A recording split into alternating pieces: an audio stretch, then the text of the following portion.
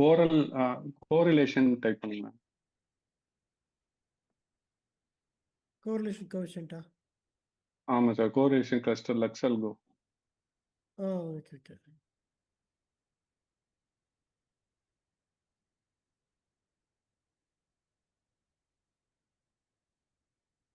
இது வந்து பாத்தீங்கன்னா உங்களுக்கு அதுல போய் நீங்க செட் பண்ணிக்கலாம் சார். சொல்லுங்க. அதுல போயிட்டு நீங்க எடிட் போயிட்டு கீழே ஸ்க்ரால் பண்ணீங்கன்னா டிக்கர் ஃபார் ரெஃபரன்ஸ் இருக்கும். எது? டிக்கர் ஃபார் ரெஃபரன்ஸ் அப்படின்னு ஒன்று இருக்கும் பாருங்க. அதான். ஆமா. இதுல வந்து இதை வந்து நிஃப்டி சூஸ் பண்ணிக்கோங்க. இப்ப வேற ஏதோ சிம்பிள் இருக்கும், நிஃப்டி சூஸ் பண்ணிக்கோங்க.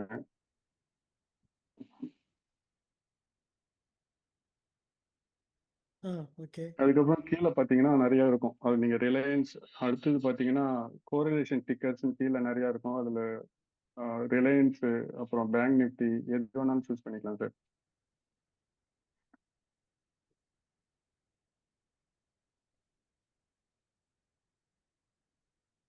கோல்டு நார்மலா நிஃப்டி மேல போச்சுன்னா கோல்டு கீழே வரும்னு சொல்லுவாங்க இல்லையா?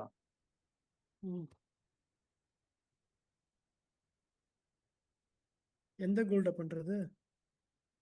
கோல்டு ஃபியூச்சர் பண்ணலாம், ஒன்றும் பிரச்சனை இல்லை. ஏதோ ஒன்று.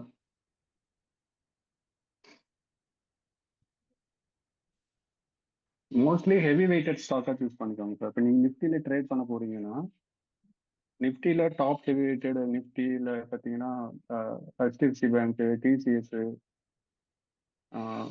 இந்துஸ்தான் யூனிலிவர், எது இதெல்லாம் ஹெவி வெயிட்டடோ அதை மட்டும் சூஸ் பண்ணி. பார்த்தீங்கன்னா இது ஐசிஐசி பேங்க்கு வரும், நெக்ஸ்ட் ஆக்சிஸ் பேங்க் வரும்.